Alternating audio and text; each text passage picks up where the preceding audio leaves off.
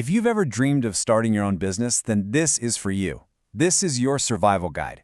Today, we're diving into the one thing that really separates the success stories from the failures: managing risk. So, you've got that brilliant idea, right? The one that keeps you up at night, the one you think could change everything.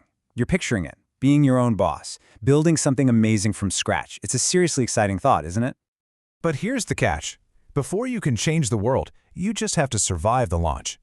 Because turning that incredible dream into a reality, well, that means facing a whole lot of challenges head-on. We call that initial phase the entrepreneur's gauntlet. And honestly, that's exactly what it feels like. A series of intense trials you have to battle through just to get off the ground. First up is the production puzzle. How do you actually make your product? For small businesses, this is a huge one. You have to figure out how to create your thing at a cost that lets you compete with the big guys, all without sacrificing quality. It's a tough balancing act. And once you've made it, well, you've got to sell it. Challenge number 2 is cutting through all the noise out there.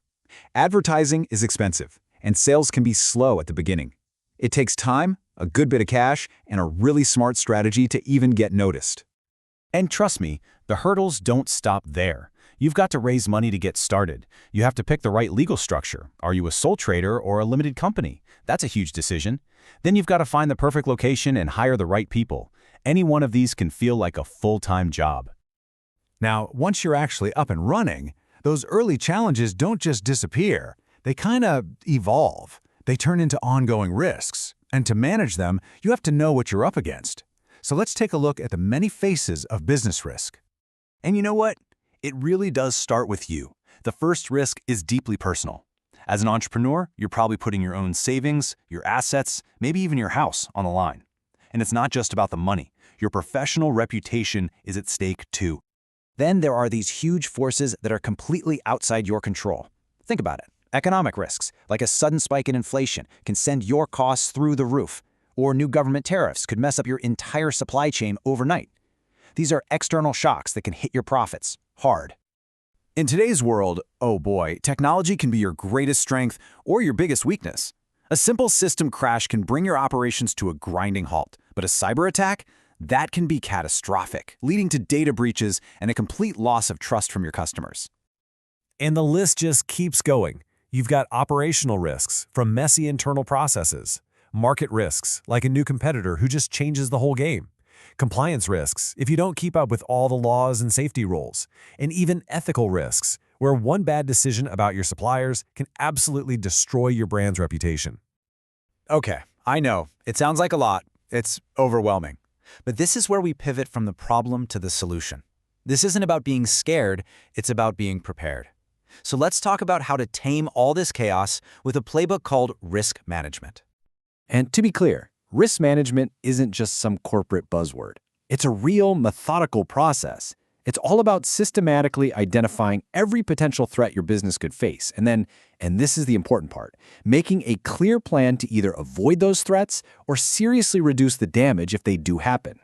This whole thing breaks down into 4 really clear steps. First, you identify the risks. What could possibly go wrong? Second, you assess them. How likely is this to happen, and how bad would it be if it did? Third, you take action. And finally, and you can't forget this one, you monitor and review constantly, because the world is always changing and new risks pop up all the time. All right, now for the practical part. We're going to open up the toolkit and look at 4 powerful strategies that will put you back in the driver's seat. Our first tool is maybe the simplest, but sometimes it is absolutely the smartest: avoidance. Now, this isn't about being afraid, it's about being strategic. It means making a conscious decision not to do something because the potential downside is just way too big or too unpredictable. Here's a perfect example. Imagine a small food company sees a huge market for nut-free snacks. But if they know they can't 100% guarantee a production line free from contamination, well, the risk of causing a severe allergic reaction is just too high. So the smart move is to avoid that product line completely. The second strategy is all about that old saying, don't put all your eggs in one basket. We call it spread or diversification. Think about it. If your entire business relies on one single product or one supplier or even one big customer, you are incredibly vulnerable. Spreading that risk makes you way more resilient. And Netflix gives us a world-class example of this. You might think it's weird to spend millions on foreign language shows, but by creating global mega hits like Squid Game, they broke their dependence on just the American market. That's not just making cool TV shows. That's a brilliant risk management strategy. Strategy number 3 is all about getting ahead of the problem. Prevention. This means you're taking proactive steps to stop bad things from ever happening. It's about building safety and quality right into the DNA of your operations.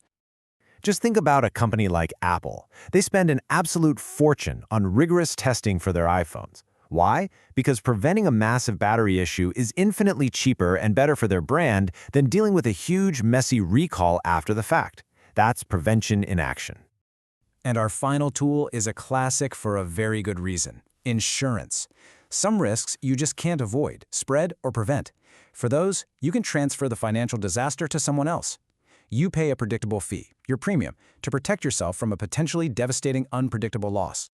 Now, there are a ton of different types of insurance, but these 4 are pretty much essential for most new businesses. You've got public liability in case a customer gets hurt, employer liability for your staff, product liability if your product causes harm, and more, cyber insurance to protect you from digital disasters.